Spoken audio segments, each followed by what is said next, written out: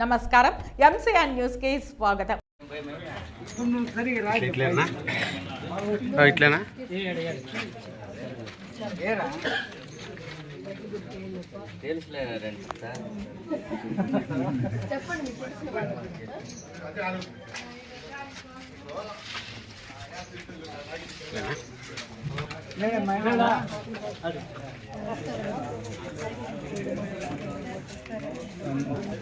ఏం లేదండి.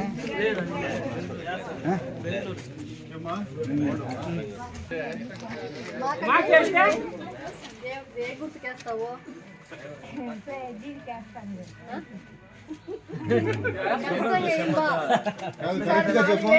పెన్షన్ 4,000 ఇస్తారు.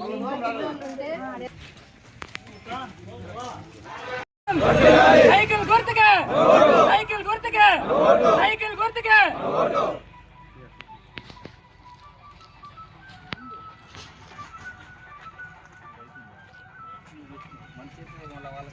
గెలిపిద్దాం, గెలిపిద్దాం, లక్ష మెజారిటీతో గెలిపిద్దాం, గెలిపిద్దాం, గెలిపిద్దాం, లక్ష మెజారిటీతో గెలిపిద్దాం. జై తెలుగుదేశం, జై తెలుగుదేశం, జై తెలుగుదేశం, జై తెలుగుదేశం.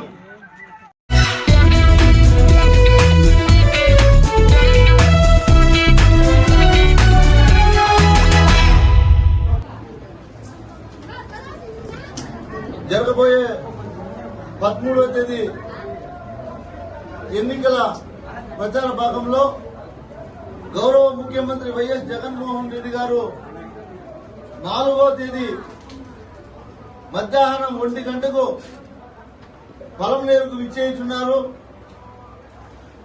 పలమనేరు నియోజకవర్గ ప్రజలందరూ కూడా శ్రీ వైఎస్ జగన్మోహన్ రెడ్డి గారి ప్రోగ్రాంను విజయవంతం చేయడానికి పలమనేరు వైఎస్ఆర్ కాంగ్రెస్ పార్టీ కుటుంబ సభ్యులు ఎవరైతే ఎన్నికల్లో గెలుపు కోసం కృషి చేస్తున్నారో వారందరికీ కూడా అభినందనలు తెలియజేసుకుంటూ ప్రతి ఒక్కరూ కూడా చైతన్యవంతులుగా ఇచ్చేసి వైఎస్ జగన్మోహన్ రెడ్డి గారు ఇచ్చేయించినటువంటి సభను విజయవంతం చేయాల్సిందిగా అందరినీ కూడా కోరుకుంటా ఉన్నాను.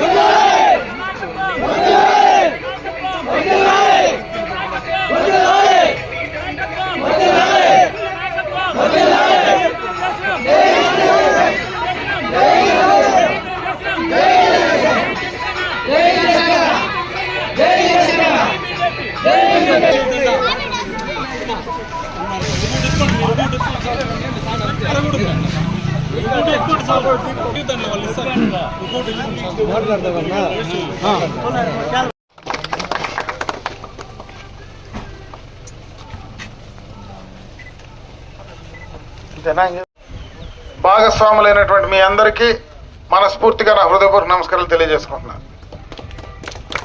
ఈ ఎన్నికల్లో 2 ప్రధాన అంశాలు మనం ప్రజల్లోకి తీసుకెళ్లాల్సినటువంటి బాధ్యత ఈనాడు ప్రతిపక్ష పార్టీగా మన పైన ఉంది. గత ఎన్నికలకు ముందు జగన్మోహన్ రెడ్డి చెప్పినటువంటి వాగ్దానాలు ఏవైతే చేయలేదో వాటిని ప్రజల్లోకి తీసుకెళ్లాల. ముఖ్యంగా మద్య నిషేధం గురించి ఆయన మాట తప్పడం, ఛార్జీలు నేను ఏ యొక్క పన్నులు వేయను ఛార్జీలు పెంచనంటే కరెంట్ ఛార్జీలు పెంచడం, డీజిల్ పెట్రోల్ గ్యాస్ ధరలు పెంచడం, అదేవిధంగా రిజిస్ట్రేషన్ ఛార్జీలు ఆస్తి పన్ను పెంచడం, అన్ని రకాలుగా కూడా పన్నులు పెంచినటువంటి సందర్భాన్ని ఒకసారి ప్రజలకు గుర్తు చేయాలి. ఇంకొక పక్క రైతాంగాల కోసం, రైతుల కోసం గత 5 సంవత్సరాల్లో రైతులకు సంబంధించినటువంటి డ్రిప్ ఇరిగేషన్ పరికరాలు ఏవి కూడా ప్రజలకు అందివ్వలే. ఈ గ్రామంలో కూడా ఎక్కువ మంది సెరికల్చర్ రైతులు ఉన్నారు. వాళ్లకు గత ప్రభుత్వంలో వచ్చినటువంటి ఇన్సెంటివ్ కేజీకి 50 రూపాయలు ఈ రోజు దాకా కూడా 1 పైసా కూడా ఇచ్చినటువంటి పరిస్థితి లేదు. రైతులకు ఏ రకమైనటువంటి పనిముట్లకు సంబంధించినటువంటి సబ్సిడీలు లేవు. అన్ని రకాలుగా కూడా ఈరోజు రైతులు ఇబ్బందుల్లో ఉండేటువంటి పరిస్థితిని కూడా ఒకసారి మనం గుర్తు చేయాల్సినటువంటి బాధ్యత మన పైన ఉంది. అదేవిధంగా ఈరోజు మనం అధికారం లేకొస్తే ఏం చేయబోతా ఉన్నాము అనేది కూడా ప్రజలకు చెప్పాల్సినటువంటి బాధ్యత మన పైన ఉంది. ముఖ్యంగా పెన్షన్దారులకు 3000 పెన్షన్ 4000 పెంచుతామని చెప్పి నిర్ణయం కూడా తీసుకోవడం జరిగింది. అది కూడా ఒకేసారి ఈ 3 నెలలు కూడా కలిపి 7000 ఎన్నికలైన తర్వాత మొట్టమొదటి పెన్షన్ 7000 రూపాయలు ఆ పెన్షన్దారులకు అందించే కార్యక్రమాన్ని తీసుకోబోతా ఉన్నాం. అదేవిధంగా బీసీ, ఎస్సీ, ఎస్టీ మైనారిటీకి సంబంధించినటువంటి మహిళలు వాళ్లకు 50 సంవత్సరాల పైబడిన వాళ్ళందరికీ కూడా పెన్షన్ ఇచ్చేటువంటి వర్తించేటువంటి కార్యక్రమాన్ని తీసుకోవడం జరుగుతుంది. అదే కాకుండా 3 గ్యాస్ సిలిండర్లు ఉచితంగా ఇచ్చే కార్యక్రమాన్ని తీసుకోబోతా ఉన్నాం. యువకుల కోసం 3000 రూపాయలు నిరుద్యోగ భృతి ఇవ్వబోతా ఉన్నాం. మొదటి సంతకంగా డిఎస్సి పైన ముఖ్యమంత్రిగా చంద్రబాబు నాయుడు గారు ఎన్నికైన తర్వాత మొదటి సంతకం మెగా డిఎస్సి పైన సంతకం చేయబోతా ఉన్నాడు. ఇటువంటి కార్యక్రమాలు బీసీల కోసం రక్షణ చట్టం తీసుకురాబోతా ఉన్నారు. అదేవిధంగా బీసీల కోసం ఆర్థిక పరంగా, ఎస్సీ, ఎస్టీ మైనారిటీల కోసం ఆర్థిక పరంగా వాళ్ళకు సహాయం చేయడానికి వాళ్ళకి సబ్ప్లాన్ ద్వారా నిధి ఏర్పాటు చేసేటువంటి కార్యక్రమాన్ని, ఆదరణ పథకాన్ని కొనసాగించబోతా ఉన్నారు. ఏదైతే గతంలో నిలిపేశారో దాన్ని కొనసాగించే కార్యక్రమాన్ని తీసుకోబోతా ఉన్నారు. ప్రతి ఒక్కరికి 25 లక్షల రూపాయలు బీమా సౌకర్యం, అంటే ఎవరైనా యాక్సిడెంట్ లో చనిపోయినా, ఎక్కడైనా అనుకోని విధంగా ఆ కుటుంబంలో ఉండేటువంటి పెద్ద చనిపోతే ప్రభుత్వమే బీమా సౌకర్యం ఏర్పాటు చేసి 25 లక్షల రూపాయలు ఆ కుటుంబానికి అందించేటువంటి కార్యక్రమాన్ని మొట్టమొదటిగా భారతదేశంలో కార్యక్రమాలు తీసుకోబోతా ఉన్నారు. ఈ రకంగా అన్ని వర్గాలకు కూడా, అటు యువతకు కానీ, మహిళలకు కానీ, బీసీ వర్గాలకు, మైనారిటీ వర్గాలకు, ఎస్సీ వర్గాలకు, ఎస్టీ వర్గాలకు, అన్ని వర్గాలకు సమానంగా చాలా కార్యక్రమాలు మేనిఫెస్టోలో కూడా పొందుపరచడం జరిగింది. వాటన్నిటినీ కూడా ప్రజల్లోకి తీసుకెళ్లి తెలుగుదేశం పార్టీ అధికారంలోకి వచ్చిన తర్వాత ఇవన్నీ చేస్తాం. ఈ రోజు ఈ రాష్ట్రంలో భవిష్యత్తు అన్యాయం అయిపోయేటువంటి ప్రమాదంలో ముఖ్యమంత్రి జగన్మోహన్ రెడ్డి పడేశాడు. దాన్ని కాపాడాలంటే ఒక చంద్రబాబు నాయుడు వల్లనే అది సాధ్యమనేటువంటి ఆలోచనతో ఈరోజు జనసేన పార్టీ కూడా కలిసి ముందుకు వస్తా ఉన్నారు. అందుకే ఈరోజు పవన్ కళ్యాణ్ గారు కూడా కలిసి ఈ మేనిఫెస్టోను కూడా తయారు చేసి ప్రజల ముందుకు తీసుకొచ్చారనేటువంటి విషయాన్ని కూడా ప్రజలకు చెప్పేటువంటి కార్యక్రమాన్ని తీసుకోమని చెప్తా ఉన్నాం. మరీ ముఖ్యంగా ఈ గ్రామ పంచాయతీలో నేను ఒకటే ఇక్కడ మీకు చెప్పదలుచుకున్నా, ఈ ఎన్నికల్లో ఎవరు భయపడాల్సిన పని లేదు. ఎన్నికలు ఖచ్చితంగా ఇంక 10 రోజులు మాత్రమే ఉంది. ఇంక ఎవరు బెదిరింపులు, భయపడ్డాలు ఏమి ఉండవు. ఖచ్చితంగా మన సూపర్ మేనిఫెస్టో ఏదైతే సూపర్ 6 పథకాలు ఉన్నాయో ఆ సూపర్ 6 పథకాల ద్వారా ఈ ప్రభుత్వం ఖచ్చితంగా కూడా ఇంటికి పోయే కార్యక్రమం ఖచ్చితంగా జూన్ 4న జరిగి తీరుతుంది. వీళ్ళు బెదిరించి భయపెట్టి ఏమీ చేసే పరిస్థితి లేదు. కాబట్టి ఎవరు భయపడదండి. మీకు అండగా తెలుగుదేశం పార్టీ ఉంది. మేమందరం కూడా మీకు అండగా ఉన్నాం. ధైర్యంగా మీరు ముందుకు పోయి రేపు ఎన్నికల్లో పోలింగ్ బూతుల్లో ఓటర్లు తీసుకొచ్చి ఓట్లు వేయించే బాధ్యత కానీ, ఓటర్ల దగ్గరికి వెళ్లి మన ప్రభుత్వ పథకం రేపు మనము అధికారంలోకి వస్తే పార్టీ ఏం చేయబోతా ఉందో దాన్ని వివరించడం కానీ అవన్నీ కూడా బాధ్యతగా తీసుకొని పనిచేయండి. ఈ యొక్క గ్రామ పంచాయతీలో మనం చేసిన పనులే ఉన్నాయి. వీళ్ళు అధికారంలోకి వచ్చిన తర్వాత ఏ కార్యక్రమం చేయలేదు. గతంలో నేను చేసిందే ఈ రోజు కలించెట్ల పంటకు రోడ్డు కానీ, అన్ని గ్రామాలకు ఇంటర్నల్ రోడ్స్ కానీ, అన్ని గ్రామాలకు లింక్ రోడ్స్ కానీ గత ప్రభుత్వంలో ఈఏపీ కింద నేను చేసిన కార్యక్రమాలు తప్పించి ఈ ప్రభుత్వంలో ఏ కార్యక్రమం చేయలేదు. కనీసం ఆ లైట్లు కూడా గత ప్రభుత్వంలో మన ప్రభుత్వం ఏర్పాటు చేసినటువంటి లైట్లే కానీ వీళ్ళు చేసింది ఏదీ లేదు. బెదిరించడం తప్ప, భయపెట్టడం తప్ప. కాబట్టి భయపడాల్సిన పని లేదు. ఖచ్చితంగా మీరందరూ కూడా ముందుకు వచ్చి కష్టపడి పనిచేయండి. రేపు భవిష్యత్తు మందే. మీకు కావాల్సినటువంటి కార్యక్రమాలు ఈ గ్రామానికి మిగిలిపోయిన కార్యక్రమాలు రేపు మీకు వ్యక్తిగతంగా ఏ అవసరం ఉన్నా ఏ కార్యక్రమం ఉన్నా నేను కూడా పలమనేరులోనే మీకు అందుబాటులో ఉంటా. ఎప్పుడైనా ఎవరైనా నేరుగా నా దగ్గరికి వచ్చి అడగచ్చును. కాబట్టి ఖచ్చితంగా మీరు తెలుగుదేశం పార్టీకి సైకిల్ గుర్తుకు శాసనసభకు పోటీ చేసే నాకు ఉమ్మడి అభ్యర్థిగా నాకు, అదే విధంగా పార్లమెంటుకు పోటీ చేసేటువంటి ఉమ్మడి అభ్యర్థిగా దగ్గుమల్ల ప్రసాదరావు గారికి సైకిల్ గుర్తు పైన 2 ఓట్లు కూడా సైకిల్ కేసి మీరు వేయించి గెలిపించమని చెప్పి మరొకసారి మిమ్మల్ని అందరినీ కూడా కోరుకుంటూ సెలవు తీసుకుంటా ఉన్నాను.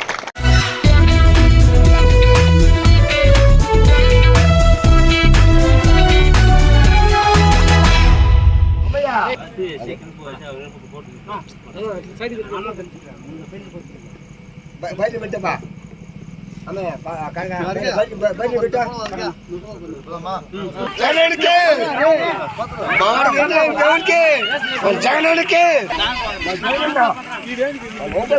జగనన్న పులి బిడ్డ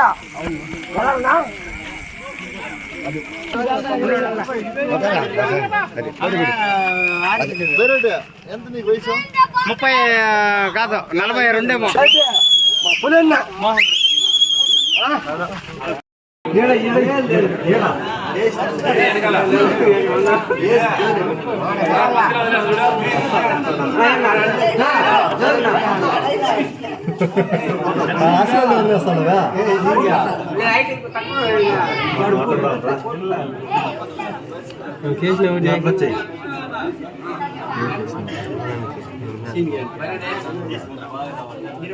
వద్దు నేనైనా బాగా తీసుకోండి.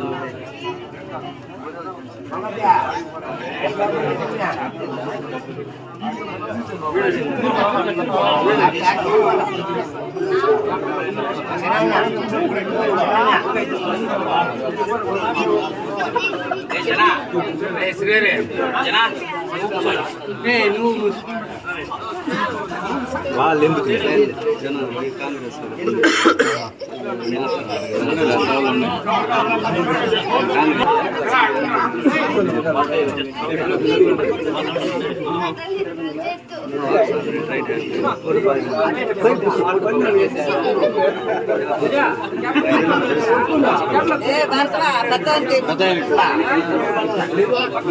ముందర్ని ఫోటో మొగాలు వస్తాయి తండ్రితో సమానం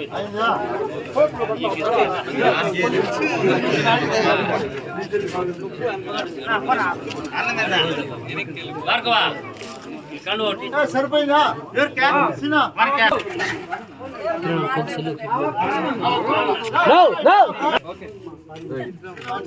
సార్ ఒక సెకండ్ ఓకే సార్ నవ్వుతే కదా అంతా ఏదో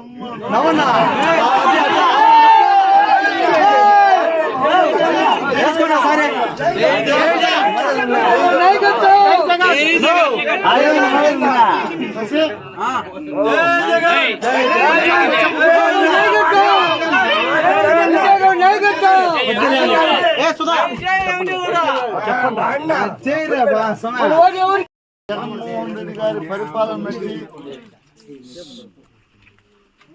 ఈ రాష్ట్రంలో ప్రతి కుటుంబానికి మంచి జరిగింది అంటే అది జగన్మోహన్ రెడ్డి గారు ముఖ్యమంత్రిగా ఉన్నప్పుడు గుర్తుపెట్టుకోండి. ప్రతి కుటుంబానికి కూడా. అదేవిధంగా మన నియోజకవర్గంలో 90,000 కుటుంబాలు ఉంటే ప్రతి కుటుంబానికి కూడా ఏదో ఒక రూపంలో ఏదైతే నవరత్నాలు పెట్టినాడో దాంట్లో ఏదో ఒక రూపం, అమ్మఒడి కావచ్చు, ఆసరా కావచ్చు, 0 వడ్డీ కావచ్చు, చేయూత కావచ్చు, విద్యా దీవెన కావచ్చు, విద్యాకాను కావచ్చు, విదేశీ కావచ్చు, అనేక రకాల పథకాల ద్వారా అందరికీ మంచి జరిగింది. మన ఊర్లో దాదాపు ఎన్ని ఇళ్ళు కట్టినాము ఈ 5 ఏళ్ళు మీకు తెలుసు. ఈ 5 ఏళ్ళలో కరోనా వచ్చి 2.5 సంవత్సరము వాస్తవం మాట్లాడుకోవాలంటే పెళ్ళామ్మగుడు కూడా మాట్లాడుకోకుండా అయిపోయింది. నిజమా కదా? 2.5 సంవత్సరం అగసాట్లు పడినాము. అన్ని అగసాట్లు పడినా మీ ఊరికి రోడ్ లేదు. నేను ఎమ్మెల్యే కాకముందు వచ్చినప్పుడు మీరు చెప్పింది ఏమంటే ఆ అమ్మగారు అందరూ చాలా కోపం, అందరూ ఆయన గారు చెప్తారు రోడ్ వేసేది ఏమి లేదు అంటే కదా. మీరు ఓట్లు వేసిన దానివల్ల మీ ఊరికి రోడ్డు వేసినాం లేదా? ఇప్పుడు నేనే వేయాలి. నాకన్నా ఎంతమంది మంత్రులు ఉండ్రి, ఎమ్మెల్యేలు ఉండ్రి, ఎందుకు వేయకూడదు? చేయాలా, మంచి జరగాల, ప్రజలకు మంచి చేయాలా అనుకుంటే ఖచ్చితంగా చేయొచ్చు. ఓట్లు వేసుకొని పోయి 5 ఏళ్ళకి ఒకసారి మళ్ళీ ఓట్లు ఏమారితే దానికి వచ్చే వాళ్ళు ఎందుకు వేస్తారు చెప్పండి? నిజమా కాదు? నేను చెప్తాను. నేను ఎమ్మెల్యే కాకముందు మీ ఊరికి వచ్చిన, ఎమ్మెల్యే అయినాక కూడా ప్రతి ఇంటికి వచ్చినా లేదా? ఊరికి వచ్చినా ఎవరు ఏం చెప్తే ఆ పనులు చేసి పెట్టినాము. రోడ్డుతో పాటు అన్ని సౌకర్యాలు చేసినాము. అదేవిధంగా ఎప్పుడు మీతో ఉంటాం. అన్నదమ్ములు మా దగ్గర గుర్తుపెట్టుకోండి. మీరు చిన్న చిన్న పొరపచ్చులు వచ్చా, బైరెట్ ఏమోనా, పెద్ద అయిపోయేమోనా, చిన్న అయిపోయేమోనా అని ఏదైనా సమస్య ఉంటే కూడా నేరుగా నాకు చెప్తే నేనే వస్తా. ఇట్లే కూర్చుందాం, ఇటు కూర్చొని సమస్య ఉంటే పరిష్కరించుకుందాం. ఓ కుటుంబ సభ్యుల్లాగా ఇప్పుడు ఎట్లయితే ఎంత సంతోషంగా ఉండాలో జీవితాంతం ఇట్లే కలిసి ఉన్నాం. నేను చెప్పేది సమస్య అనేది ఒక తల్లి తండ్రి పుట్టిన 4 బిడ్డలుంటే 4కి 4 రకాల సమస్యలు ఉంటాయి. అట్లా మంది పెద్ద కుటుంబం. ఏదైనా సమస్య వచ్చినప్పుడు మీరు ఎవరు మనసులో పెట్టుకోకుండా నాకు చెప్తే దాన్ని నేను పరిష్కారం చేస్తాను. అర్థమైంది చెప్పిందా?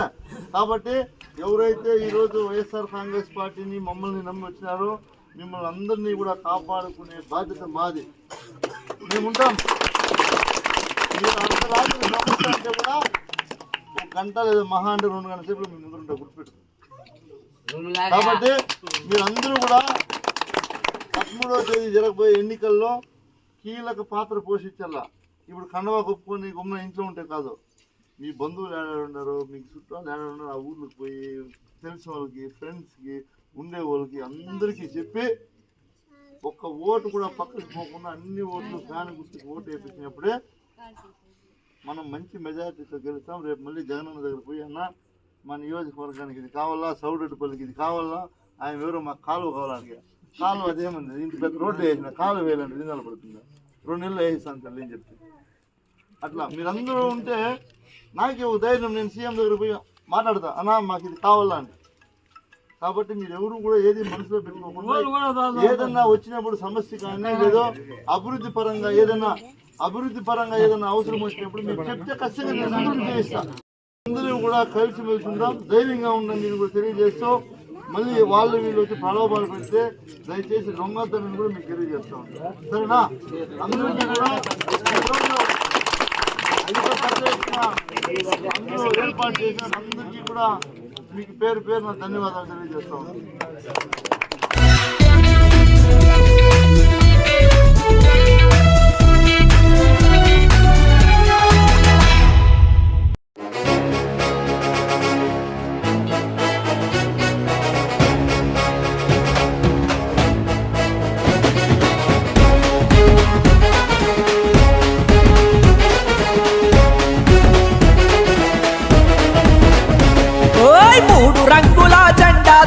ముందుకొచ్చరో సింగంలా అన్నంటే పలికే శంకరుడు, పలమనేరు కంటి పాప చూస్తాడు మన కలిదూప. ప్రజానేత మన శంకరుడు, పేద తల్లి ముద్దు బిడ్డరా, పలమనేరు తన అడ్డరా. కాంగ్రెస్ పార్టీ ఇంకా లేదు, ఇది జీరో అయిపోయింది, ఇది భూస్థాపితం చేయాలనుకున్నారు. కానీ కాంగ్రెస్ ప్రభుత్వం హవా ఈ రోజు పరమేరు కాదు, యావత్ ప్రపంచం మొత్తం చూస్తోంది. ఈవెన్ ఢిల్లీలో ఉండే నాయకులందరూ ఈ రోజు పరమేరు వైపు చూస్తూ ఉన్నారు. ఇంత గొప్ప ఉందా ఆందోళన? ఇంత గొప్పగా ఉండదా? 20,000 మందితో నామినేషన్, 10-15,000 మందితో సిరిమల్ల మీటింగ్, ఎవరికి అంత చిక్కడం లేదు. అందరూ షాక్ లో ఉన్నారు. అందరికి 7,000-8,000 అంటే మనకి 20,000 మందితో నామినేషన్ చేయడం అంటే ఇది ఆశాభాష విషయం కాదు. తప్పకుండా ఈ రుణాన్ని నా ఆజన్మాంతం సేవ చేసుకుంటా, ఈ రుణాన్ని తప్పకుండా తీర్చుకుంటా. అమ్మా ఆడపిల్లలందరూ నన్ను నమ్మి ఇంత ఆశీర్వాదిస్తూ ఉన్నారు. మీకు తప్పకుండా ఏ సమస్య లేకుండా ఈ బిడ్డ మీ అందరి కడుపులో పుట్టింటికి పోయిండొచ్చు. ఈ పరమైన అందరూ తల్లులు కడుపులో పుట్టింటికి పోయిండొచ్చమ్మా. కానీ నేను మీ బిడ్డలాగే మీకు సేవ చేసుకుంటా ఉంటాను. నేను ఢిల్లీకి రాజైనా, నేను ఈ పరమైన రాజు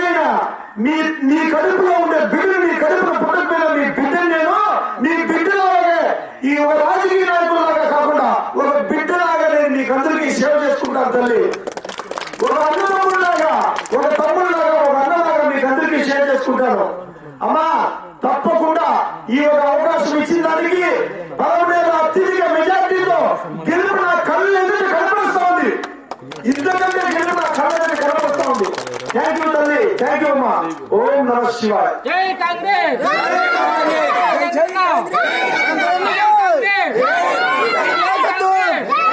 ఇంకా దగ్గర దగ్గర 10 రోజులు 15 రోజులు ఉంది. రెడీగా ఉండండి.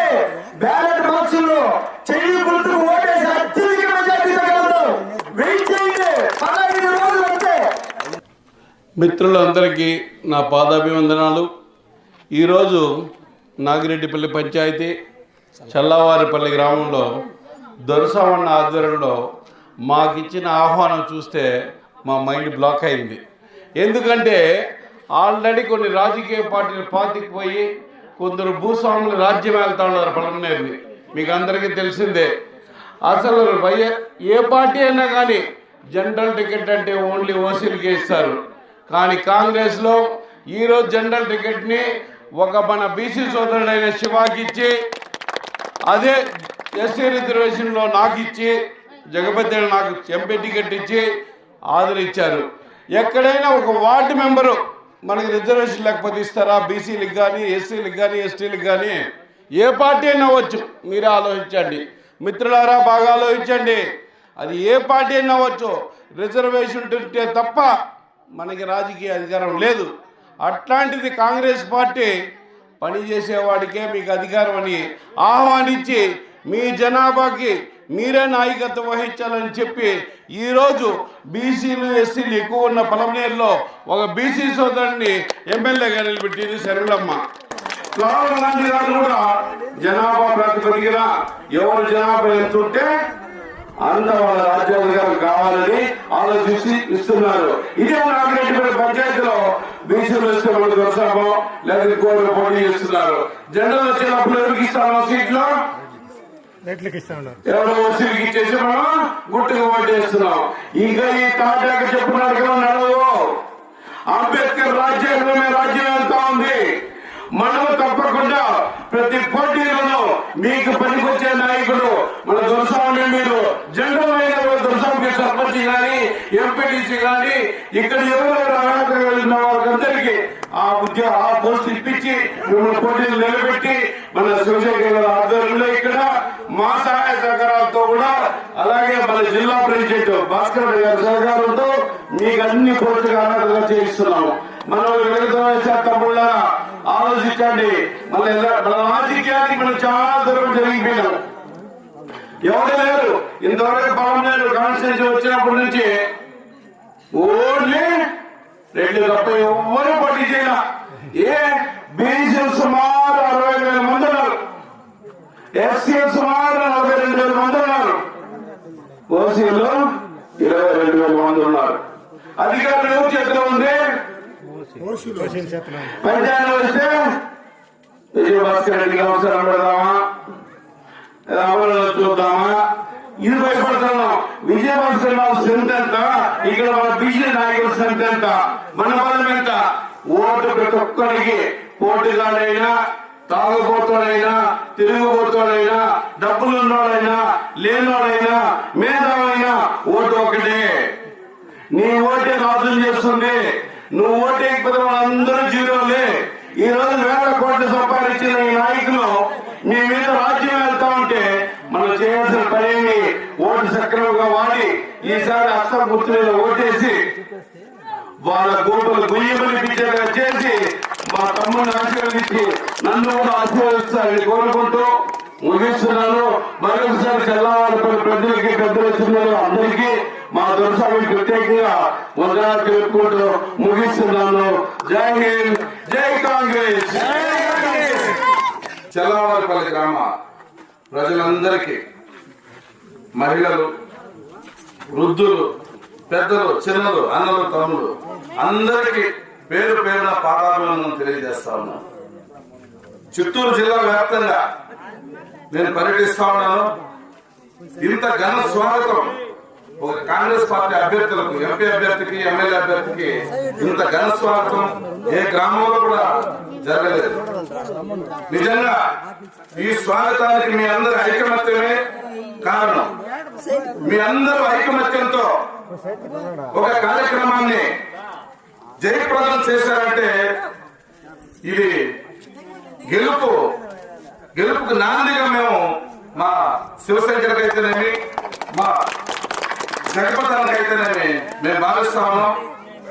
పెద్దపల్లి మండలం నుంచి అత్యధిక మెజారిటీ మన కాంగ్రెస్ పార్టీకి అందిస్తామని మాకు ఎప్పుడో ఒక నమ్మకం ఏర్పడింది.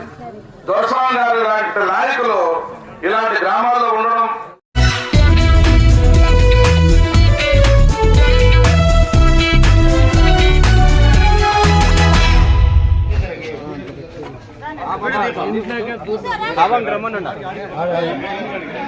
రమ్మని ఏమైంది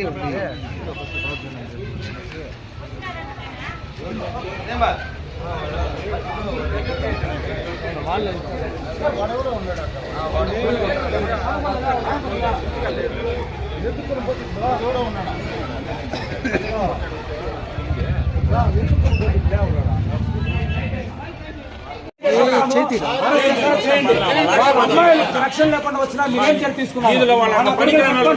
అప్పుడు వాళ్ళు అరెస్ట్ చేయండి, అరెస్ట్ చేసి చూపించండి, అప్పుడు మేము రాము. అంతేగా అమ్మాయిలకు రక్షణ లేనప్పుడు ఎందుకు రండి. ఓట్లు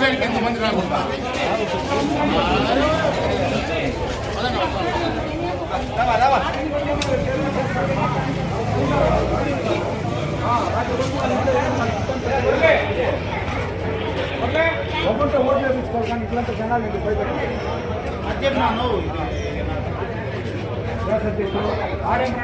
ఖాళీ చేస్తున్నారు, నడుము చేస్తున్నారు.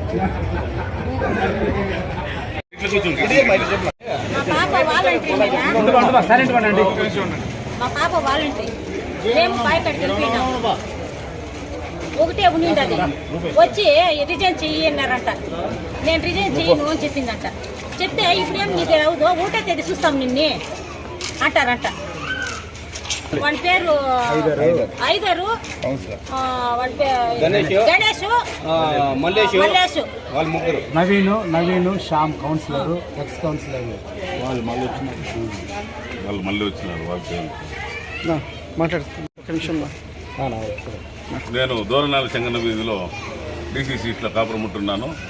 ఇక్కడ మా సొంత బంధువులైన మా వాళ్ళ వాలంటీర్స్ వాళ్ళు హైదర్ అనే అతను కౌన్సిలరు, పక్క వార్డు కౌన్సిలర్, ఈ వార్డులో ఉండే వాలంటీర్ని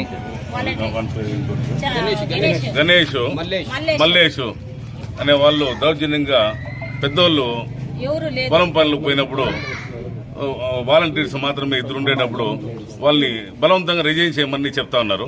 ఈ విషయం తెలిసి నేను వచ్చి వాళ్ళని అడ్డుకున్నాను. ఇది గవర్నమెంట్ ఇచ్చిన జాబు, మీరు ఎట్లా బలవంతంగా రిజైన్ చేసేదానికి హక్కు ఉంది.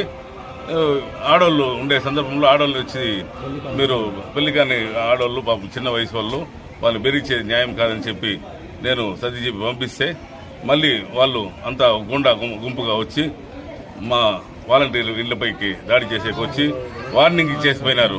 మీరు కానీ రాజీనామా చేయకపోతే 1వ తేదీ నుంచి మీ కథ చూస్తామని బెదిరించేసిపోతారు. వాళ్ళని మారి అంతా వాళ్ళకి ఎవరు దిక్కుంటారా, ఎవరు మనుషులు లేనప్పుడు దీన్ని తీవ్రంగా ఖండిస్తున్నాం మేము. ఉండేటప్పుడు ఒక కౌన్సిలర్ వెళ్ళి నేరుగా వచ్చింది వాలంటీర్గా మారాల్సిన అవసరం ఏముంది? ఆమె చిన్న పాప వాలంటీర్ ఇంటికి ఆమె ఒకటిగా ఉన్నప్పుడు ఎలా వెళ్తారు అతను కౌన్సిలర్? అంటే ఎక్కడ కానీ స్వేచ్ఛ లేదా వీళ్ళకి? ఆల్రెడీ చెప్పారు కదా రిజైన్ చేయదనేసి మేము చెప్తున్నాము, అందరూ చెప్తున్నాము. ఎట్లా పర్టికులర్ రిజైన్ చేయమంటారు? వాళ్ళు కూడా ప్రభుత్వంలో ఒక ఉద్యోగే వాలంటీర్ వాళ్ళు. ఎందుకంటే వాలంటీర్స్ చెప్తున్నాం సమయంలో ఇంటికి వచ్చి రాజీనామా చేయడం అనేది సిగ్గు లేదా మీకు కొంచెం కూడా? అదే పనిగా పదే ప్రెస్ మీట్ చెప్తున్నాం కదా, ఇదేనా మీ దౌర్జన్యాలు? ఎంతసేపు సాగదు? 4 రోజులే, అంతా లెక్కేసుకుంటే 10 రోజులే. మొత్తం వడ్డీ వారం మొత్తం అన్ని చూపిస్తాం నాయనా. ఆత్రపడుతుంది, వెయిట్ చేయండి. చాలా ఉంది. ఒక్కరు కూడా మీ పక్క ఎవరు లేరు. వచ్చే తెలుగుదేశం పార్టీ గుర్తుపెట్టుకోండి. ఊరికే ఓవరాక్షన్ చేయొద్దండి.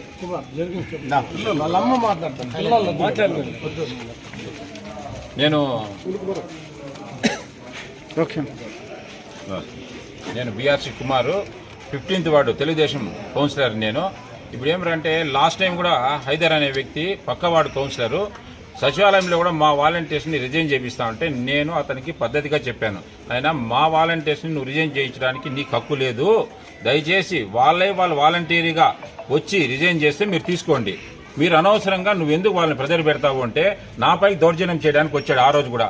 కానీ ఆ రోజు పెద్ద ఇష్యూ కావాల్సింది మా టీడీపీ నాయకులంతా కూడా ఎందుకులే ఎవరు రిజైన్ చేయకుండా నిలిపేశావు కదా అని చెప్తే మేము ఆగిపోయాము. వీళ్ళు మళ్ళీ రెండోసారి కూడా ఆయనకి ఫోన్ చేశాడు, వీళ్ళకి పదే ఫోన్ చేసి రిజైన్ చేయమంటా ఉంటే కూడా వాళ్ళ రూల్స్ ప్రకారము రిజైన్ లెటర్ అనేది మేము ఇవ్వకూడదు అనుకున్నాము, వాళ్ళు ఇవ్వలేదు. వీళ్ళు ఎందుకు పదే రిజైన్ చేయమంటున్నారు మాకు అర్థం కావట్లేదు. పదే ఇంటికి వచ్చి మరి వేధిస్తున్నారు, వాళ్ళ ఇంటికి కూడా వచ్చి రిజైన్ చేయమంటున్నారు. సచివాలయంలో ప్రజాప్రతినిధులు అసలు వెళ్ళకూడదు, ప్రజాప్రతినిధులు సచివాలయంలో కూర్చొని రిజైన్ లెటర్స్ తీసుకుంటున్నారు. ఈ సంస్కృతి ఎక్కడికి వెళ్తుంది? దయచేసి తెలుగుదేశం గవర్నమెంట్ వస్తే 10,000 రూపాయలు ఒక వాలంటీర్కి ఇస్తారు, వాళ్ళకి పేరు వస్తుందని ఒక దురుద్దేశంతో ఇలాంటి కార్యక్రమాలకు వాళ్ళు చేపడుతున్నారు. మా వాలంటీర్స్ దగ్గర మరి స్త్రీ వాలంటీర్లు ఆడ వాలంటీర్లు 6 మంది ఉన్నారు, 6 మంది రిజైన్ చేయలేదు. వాళ్ళకి రిజైన్ చేస్తే వాళ్ళకి ఉద్యోగ భయంతో రిజైన్ చేయకపోతే వాళ్ళ ఇంటి దగ్గరకు వచ్చి ఈరోజు 5 గంటలకి రిజైన్ చేయమని పదే కోరారు. కానీ రిజైన్ చేయకపోతే వాళ్ళు గూండాల్లాగా దాదాపుగా 20 మంది వచ్చి వీధంతా హల్చల్ చేసి వెళ్లారు. ఇటువంటిది చట్టాలున్నాయా, న్యాయాలున్నాయా లేదా? ఈ వైఎస్ఆర్సీపీ గూండాలని అడ్డుకునే వాళ్ళు లేరా? నెక్స్ట్ తెలుగుదేశం పార్టీ గవర్నమెంట్ వస్తుంది, మీకు అందరికీ తగిన బుద్ధి చెప్తాం. ఈరోజు పరిస్థితి ఎట్లుందంటే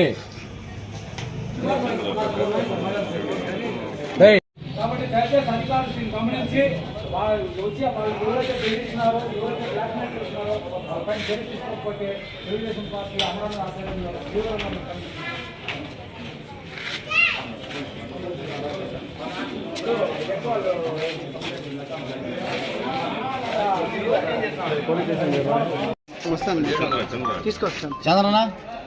ఈరోజు మన ఆంధ్రాలో పరిస్థితి ఏ విధంగా ఉందంటే తదా రాజా తదా ప్రజా ఉంది. అక్కడేమో జగన్మోహన్ రెడ్డి ప్రజల్ని పీడించుకొని తింటా ఉంటే ఇప్పుడు ఉన్నటువంటి చోటా నాయకులు ఎక్కడ లేని దౌర్జన్యం చేస్తూ ఉన్నారు. సిగ్గు లేదా అనేసి మేము తెలుగుదేశం పక్షాన్ని అడుగుతున్నాం. ఎందుకు ఈ మాట అంటున్నామంటే ఈరోజు పరిస్థితి వాలంటీర్లు కూడా కోడ్ యాక్ట్ ఎలక్షన్ కోడ్లో వస్తారు. వాళ్ళు కూడా ప్రభుత్వం ఇచ్చే జీతం తీసుకున్న వాళ్ళే, తక్కువ జీతం అయినా కానీ పెద్ద చదువులు చదివి వెట్టి చాకిరీ చేస్తారు. కరోనా సీజన్లో కానీ తర్వాత కానీ అంత సేవ చేసినటువంటి వాలంటీర్లని మానసికంగా కనీస ఇంకిత జ్ఞానం లేదా ఈ కౌన్సిలర్స్కి, ఈ వైసీపీ కౌన్సిలర్స్కి బుద్ధి లేదా, చదువుకోలేదా? వాళ్ళు చదువుకున్న కౌన్సిలర్స్, వాలంటీర్లు వాళ్ళు. మీరు చదువులేని కౌన్సిలర్లు. మీకు నిజంగా బుద్ధి ఉంటే ఎట్లా మనం పోయేసి ఒక అమ్మాయి దగ్గర పోయి హరాస్మెంట్ చేస్తామనే విషయం తెలీదా మీకు? దయచేసి ఎలక్షన్ కమిషన్ కానీ పోలీస్ అధికారులు కానీ కొంచెం ఆలోచన చేయండి. ముఖ్యంగా పోలీసులు ఆలోచన చేయండి. ఇప్పుడు ఎలక్షన్ కోడ్ ఉంది. మీరు ఒక్క సైడేగా న్యాయం చేయాలని చూస్తే ఖచ్చితంగా మీరు అనుభవిస్తారు. అమ్మాయిలు వచ్చి తల్లిదండ్రులు లేనప్పుడు ఎట్లా వచ్చి బ్లాక్మెయిల్ చేస్తారు, వాళ్ళు భయపెట్టిస్తారు. కాబట్టి దయచేసి అధికారులు దీన్ని గమనించి వాళ్ళు ఎవరైతే బెదిరించినారో, ఎవరైతే బ్లాక్మెయిల్ చేసినారో వాళ్ళపైన చర్య తీసుకోకపోతే తెలుగుదేశం పార్టీ అమరణ ఆధ్వర్యంలో తీవ్రంగా మేము ఖండిస్తున్నాం. Thank you.